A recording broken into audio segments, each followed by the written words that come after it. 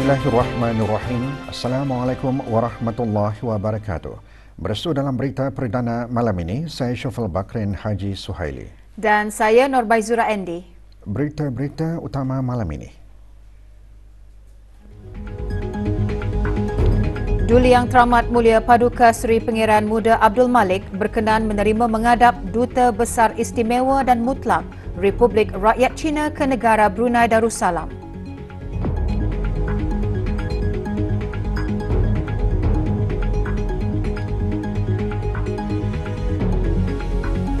MOU antara IBTE dan Brunei LNG langkah membentuk tenaga kerja mahir untuk industri tenaga Brunei.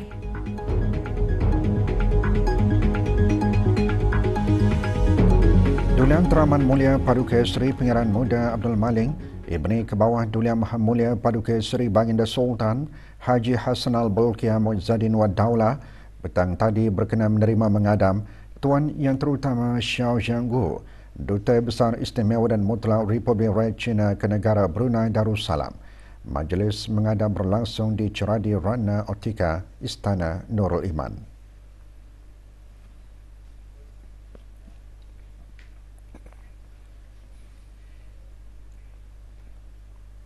Institut Pendidikan Teknikal Brunei IBTE bersama Brunei LNG Sdn Bhd Brunei LNG menjalin kerjasama bagi pembangunan kompetensi kemahiran teknikal dan juga penggunaan kemudahan IBTE melalui penandatanganan Memorandum Persefahaman MOU. Majlis penandatanganan tersebut berlangsung pagi tadi di salah sebuah hotel di Jerudong. Penandatanganan MOU disaksikan oleh Awang Haji Muhammad Nazri bin Haji Muhammad Yusof, Setiausaha Tetap Kementerian Pengangkutan dan Info Komunikasi. Melalui penandatanganan tersebut, kedua belah pihak akan bekerjasama bagi penggunaan kemudahan latihan IBTE di Bengkel Mechanical, Kampus Sultan Bolkiah. Ia juga bertujuan bagi kedua-dua pihak untuk saling membantu di dalam memberikan latihan pembangunan kemahiran kepada para pelatih IBTE dan Brunei LNG. MOU ini dijangka memberi manfaat kepada lebih daripada 700 pelajar dan juruteknik menjelang tahun 2035, membentuk tenaga kerja mahir untuk industri tenaga Brunei.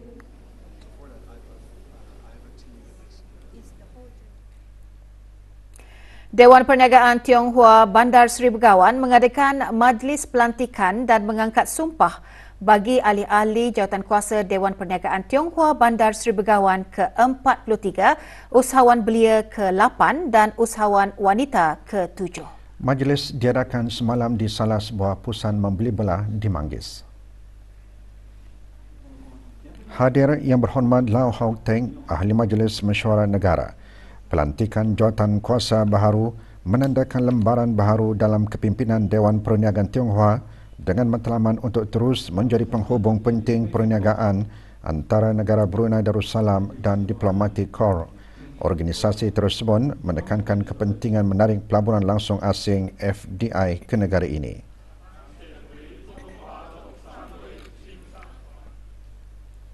Kepentingan manuskrip Jawi lama dalam sejarah diperkenalkan semasa berlangsungnya bengkel membaca tulisan Jawi lama dalam manuskrip. Ikuti bahan beritanya selepas ini.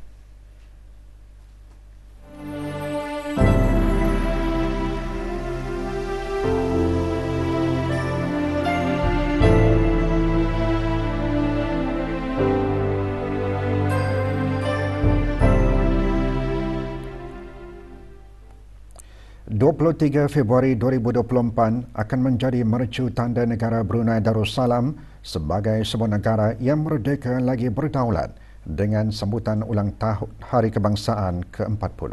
Jawatankuasa tertinggi sambutan ulang tahun Hari Kebangsaan ke-40 memaklumkan bahawa ke bawah Duli Yang Maha Mulia Paduka Seri Baginda Sultan dan Yang di-Pertuan Negara Brunei Darussalam memperkenankan bagi acara kemuncak upacara perhimpunan sambutan Hari Kebangsaan ke-40 untuk diadakan pada hari Sabtu 24 Februari 2024 sebelah pagi bertempat di Stadium Negara Hasnal Bolkiah Berakas.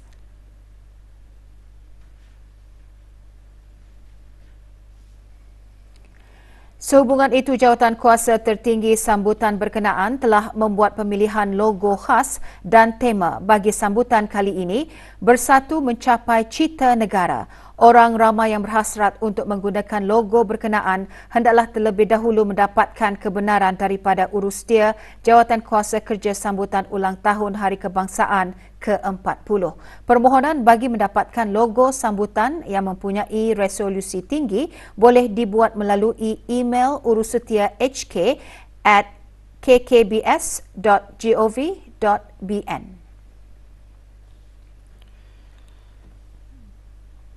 Sebagai pusat pengkajian dan penyimpanan bahan sejarah yang mempunyai pelbagai bahan sumber bertulisan Jawi lama, Pusat Sejarah Brunei mengadakan bengkel membaca tulisan Jawi lama dalam manuskrip. Bengkel diadakan di Pusat Sejarah Brunei di Ibu Negara. 21 orang terdiri daripada para pegawai dan kaki tangan Pusat Sejarah Brunei dan jabatan-jabatan di bawah Kementerian Kebudayaan, Belia dan Sukan menyertai bengkel selama 2 hari. Di samping memertabatkan tulisan Jawi dan seni khat di negara Brunei Darussalam, bengkel juga memperkenalkan kepentingan manuskrip Jawi lama dalam sejarah. Penunjuk cara bengkel, penolong kanan Profesor Pusat Penyelidikan dan Pengajian Jawi dan Kitab Turath Kupu SB menjelaskan mengenai manfaat manuskrip lama berkenaan. Bagaimana proses penulisan kitab turasnya dan manuskrip. Lalu kemudian yang kedua, bagaimana pemanfaatan manuskrip. Sebab selama ini yang kita kenal adalah manuskrip hanya ada sebagai pameran saja. Harapan yang paling utama bagaimana kita sebagai pencinta manuskrip Jawi lama ini semua masyarakat juga terlibat bersama untuk mencintai itu.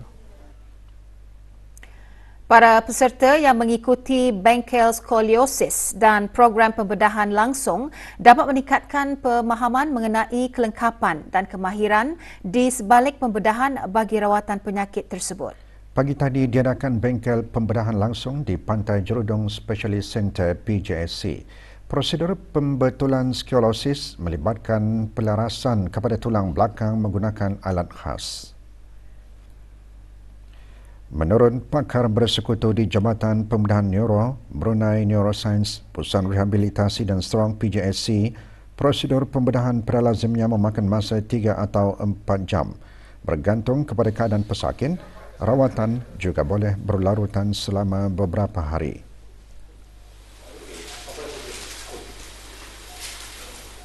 The rods and the screws are put in place to provide a foundation for once we correct the spine for the bone to heal. Usually we leave it, and these screws and rods are actually made of quite inert materials like titanium, cobalt, and usually that doesn't cause any problems. After surgery, they have quite intensive rehabilitation, physiotherapy to get them back to their function.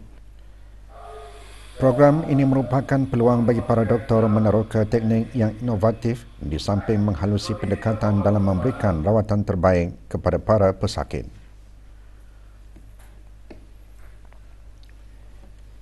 Orang ramai diingatkan supaya tidak mengongsikan maklumat peribadi dan kewangan dengan pihak yang tidak dikenali melalui dalam talian dan memastikan kesahihannya terlebih dahulu sebelum menekan pautan yang diterima melalui SMS, aplikasi-aplikasi telefon pintar dan media sosial. Jabatan Perkhidmatan Pos JPP Kementerian Pengangkutan dan Info Komunikasi mengingatkan perkara tersebut selepas menerima aduan daripada pelanggan pada 22 Januari 2024 berhubung dengan teks percubaan penghantaran sila sahkan butiran auda yang diterima melalui pesanan ringkas. Orang ramai juga diingatkan untuk menggunakan laman sesawang rasmi kerajaan iaitu gov.bn bagi urusan yang melibatkan perkongsian maklumat peribadi. Sebarang aduan mengenai kegiatan penipuan dalam talian, hubungi BruCert di talian 245-8001 atau email ke reporting@brucert.org.bn. Kerja-kerja menaik taraf sistem telekomunikasi yang baharu akan dilaksanakan ke atas talian telefon utama Hospital Raja Isteri Pengaraan Anak Soleha iaitu 224-2424. Pelaksanaannya akan bermula 1 Februari pukul 10 malam dan dijangka selesai pada 5 Februari 2024. Kerja penaik tarafan ini adalah sebahagian daripada usaha untuk meningkatkan kualiti perkhidmatan komunikasi dan efisiensi operasi hospital dengan menggantikan dari sistem lama ke teknologi terkini yang lebih sesuai mengikut keperluan semasa. Orang ramai dinasihati untuk menggunakan talian telefon alternatif untuk menghubungi hospital berkenaan menggunakan nombor talian 224-0000 di sepanjang tempoh kerja-kerja menaik taraf ini dilaksanakan. Bagi maklumat terkini, layari laman sesawang Kementerian Kesihatan atau ikuti akaun media sosial rasmi Kementerian di @MOH-Brunei atau menghubungi talian Darussalam di 123. Bakal-bakal jemaah haji dialu-alukan menghadiri kursus ibadat haji dan umrah bagi musim haji tahun 1445 Hijrah bersamaan 2024 Masihi. Menurut Jabatan Urusan Haji, Kementerian Hal Ehwal Agama melalui bahagian bimbingan haji dan umrah, kursus sebanyak 10 sesi itu akan diadakan di 8 buah sekolah agama dan Arab yang terpilih di seluruh negara bermula pukul 8 hingga 10.30 pagi. Kita ikuti tarikh dan tempat kursus berkenaan seperti berikut.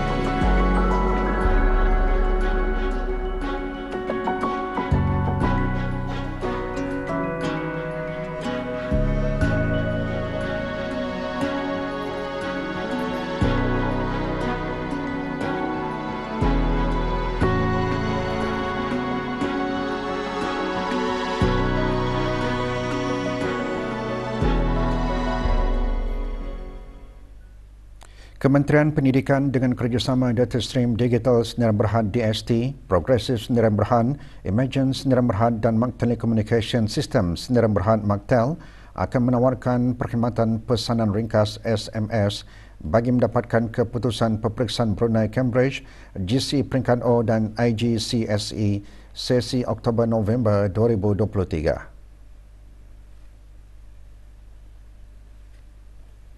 Pendaftaran perkhidmatan tersebut boleh dibuat dengan menaim MOE jarang REG jarang, kod pusat jarang, nombor calon jarang, nombor kad pengenalan calon dan hantar ke 8885555 bagi pelanggan DST, 38666 bagi pelanggan progresif dan 39966 bagi pelanggan Imagine. Perkhidmatan ini akan bermula esok 24 Januari 2024. Keputusan peperiksaan hanya akan dihantar kepada pelanggan melalui SMS setelah mendapat kelulusan daripada Jabatan Peperiksaan Kementerian Pendidikan. Pelanggan akan dikenakan bayaran RM3 bagi setiap keputusan SMS yang diterima. Sebahagian kawasan mukim Pekan Tutong dan sebahagian mukim Kriam akan mengalami tekanan air rendah esok 24 Januari terutamanya di kawasan-kawasan tanah tinggi. Jabatan Kerja Raya JKR Kementerian Pembangunan dalam kenyataannya memaklumkan Ia adalah disebabkan oleh kerja penyucian tangki Bukit Ambok B Tutong. Kerja penyucian dijadual bermula pukul 8.30 pagi hingga kerja-kerja selesai. Sebarang aduan mengenai gangguan bekalan air atau pembekalan air tangki, hubungi talian Darussalam 123.